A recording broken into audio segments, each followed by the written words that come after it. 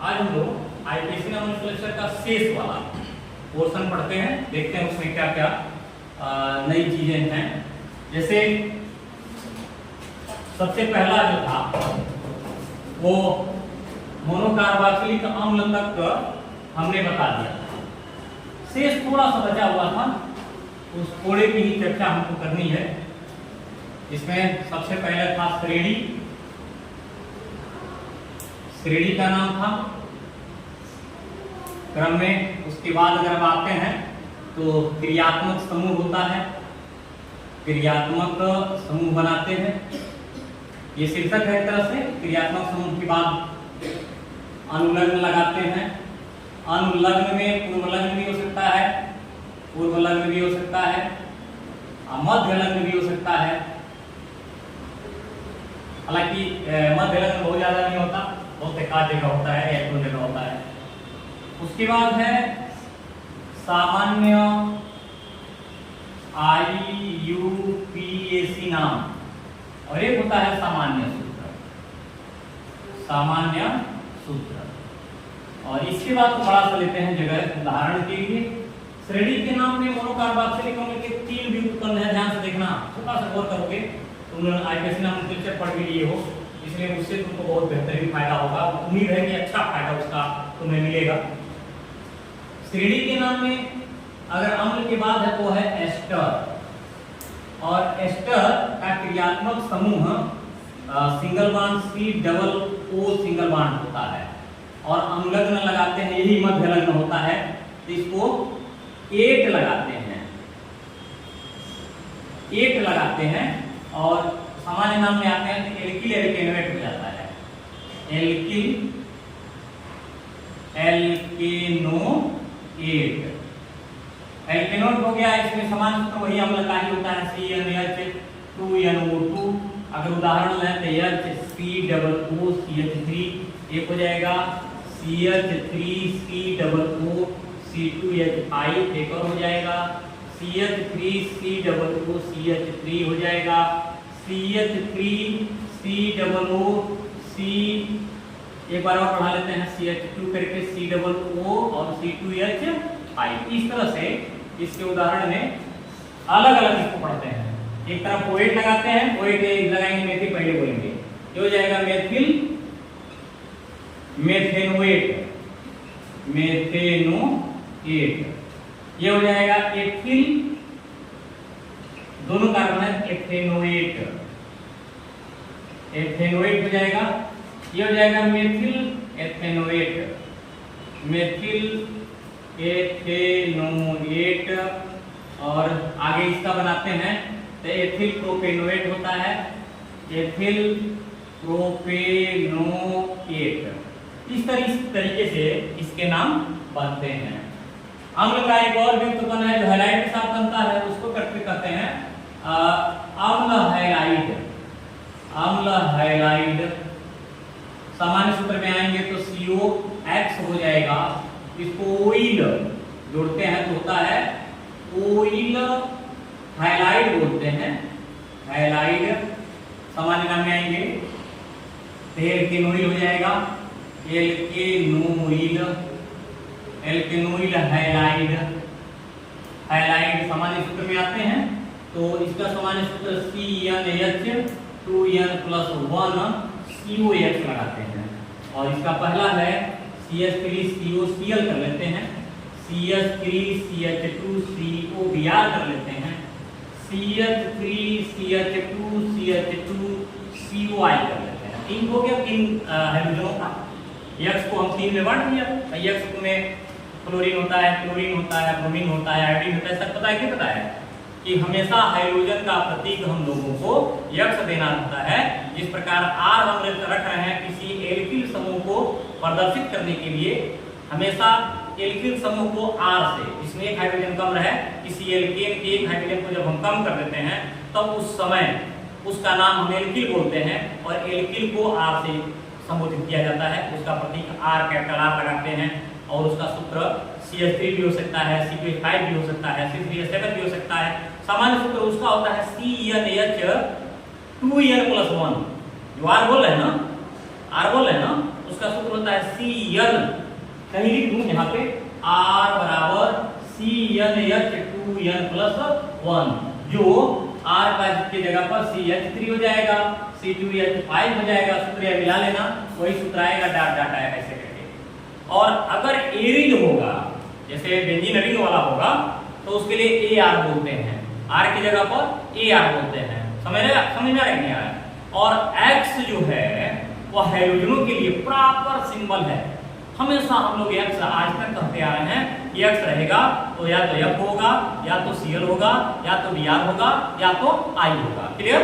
तो यहाँ हमने नाम दिया, 2 कार्बन दिख रहा है, कार्बन नहीं है, क्लोरीन है, इसको क्या कहेंगे, एथेनॉइल बोलेंगे, नहीं बोलेंगे, एथेनॉइल, एथेनॉइल क्लोराइड, एथेनॉइल क्लोराइड हो गया, ये 3 कार्बन हो गया, तो प्रोपेनॉइल हो गया, प्रोपेनॉइल, तो ब्रोमाइड कहेंगे इसको, ब्रोमाइड। और ये हो जाएगा 1 2 3 4 ब्यूटेनॉइल, ब्यूटेनॉइल आयोडाइड। इस तरीके से इनके नाम बने। अम्ल हैलाइड के बाद एक एमाइड होता है, जिसको हम लोग एमाइड कहते हैं, अम्ल एमाइड कहते हैं, दोनों कहते हैं। एमाइड का सूत्र होता है CONH2, जो अमोनिया के व्युत्पन्न से, यानी अमोनिया का अम्ल से क्रिया करने के बाद ये व्युत्पन्न होता है, इसको अनुलग्न में एमाइड भी बोलते हैं, एमाइड। और इसका जब नाम रखते हैं एल्केनेमाइड बोलते हैं, एल्केनेमाइड। और सूत्र में CnH2n + 1 CONH2 करके लगाते हैं, सूत्र हो गया CH3 CONH2 पहला, उसके बाद CH3 CH2 CH2 CONH2, ऐसे करके 2 का नाम रख रहे हैं। इसमें 2 कार्बन है, तो 2 कार्बन के हिसाब से इसका नाम होगा एथेनेमाइड, एथेनेमाइड। और यहाँ 4 कार्बन है, तो हो जाएगा ब्यूटेनेमाइड। 3 होता तो प्रोपेनेमाइड होता, तो ब्यूटेनेमाइड। कोई डाउट नहीं है इसमें, सही चल रहा है नहीं चल रहा। उसके बाद एक होता है एनहाइड्राइड, इसी अम्ल का जब हम 2 मोल लेकर गर्म कर देते हैं, पानी फेंका देते हैं, तो निर्जल होता है, उसको एनहाइड्राइड बोलते हैं, एनहाइड्राइड। एनहाइड्राइड का समान सूत्र CO पूरे का होल ट्वाइस O होता है, और इसको ओइक एनहाइड्राइड बोलते हैं, ओइक एनहाइड्राइड। ये थोड़ा सा डाउटफुल हमेशा रहता है, इसको एल्केनोइक एनहाइड्राइड बोलते हैं, एल्केनोइक एनहाइड्राइड बोलते हैं, एनहाइड्राइड। और एल्केनोइक एनहाइड्राइड के बाद इसका जो समान सूत्र नाम लिखते हैं CnH2n + 1 का होल ट्वाइस करके या CO लगा देते हैं, ठीक ना। तो इसका नाम इस तरह से बनेगा CH3 CO फिर CH3 सिंगल बॉन्ड CO, ऐसे करके वो बना लेते हैं। ये वो ऊपर बॉन्ड में है, यानी इसको चाहे तो हम ऐसे ऊपर बना लेंगे, यहाँ करके ऐसे, तो इसका नाम बनेगा। और ये CH3 CH2 C double bond O हो गया, फिर CH3 CH2 C double bond O ऐसे बना देते हैं। फिर ऊपर वाले को गिनते हैं, ये वाला गिनते हैं, तो हो जाएगा ये ethanoic anhydride, ethanoic anhydride, anhydride हुआ। और ये जो बन रहा है इसमें प्रोपेनोइक एनहाइड्राइड होता है, प्रोपेनोइक, प्रोपेनोइक एनहाइड्राइड, एनहाइड्राइड। ये इस तरह के नाम बनते हैं। एनहाइड्राइड के बाद अभी 4 तो अम्लों के व्युत्पन्न थे। इसके बाद एक क्रम आता है जिसमें हम लोग लेते हैं सिर्फ NH2, जिसको एमीन बोलते हैं, एमीन समूह। एमीन समूह में NH2 लिए, इसका नाम हो गया एल्केनेमीन, एल्केनेमीन। और एल्केनेमीन में नाम होता है तो सामान्य आईपीएसी नाम, यानी एमीन बोलते हैं इसको, आईपीएसी ऊपर देखें मतलब एमीन होता है, इसका एमीन होता है, एल्केनेमीन यहाँ होता है, एल्केनेमीन। और सामान्य सूत्र में CnH2n + 1 NH2 बनेगा। और इसका जो उदाहरण होगा CH3 NH2 और C2H5 NH2 एक बना लेते हैं। एक कार्बन है तो मेथेनेमीन हो जाएगा, मेथेनेमीन, और 2 कार्बन है तो एथेनेमीन हो जाएगा। ये इस तरह से इसके नाम बनते हैं। शेष में अगर थोड़ा सा और बनाएंगे तो एनोड होगा, उसको नाइट्रो कहते हैं। सेम वैसे रहेगा, एमीन की तरह रहेगा। NO2 रहेगा तो नाइट्रो पढ़ेंगे, नाइट्रो पढ़ेंगे तो आके यहाँ जब नाम रखेंगे तो उसको नाइट्रो एल्केन बोलेंगे, नाइट्रो एल्केन।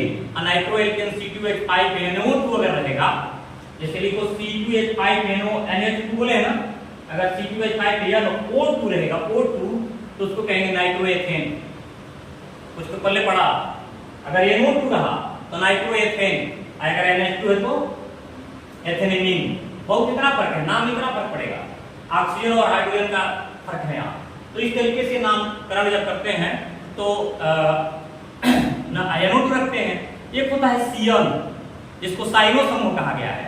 साइनो समूह के लिए जगह नहीं, हम खाली ओरल बोल रहे हैं, उसको थोड़ा सा ध्यान से सुनोगे समझ में आएगा।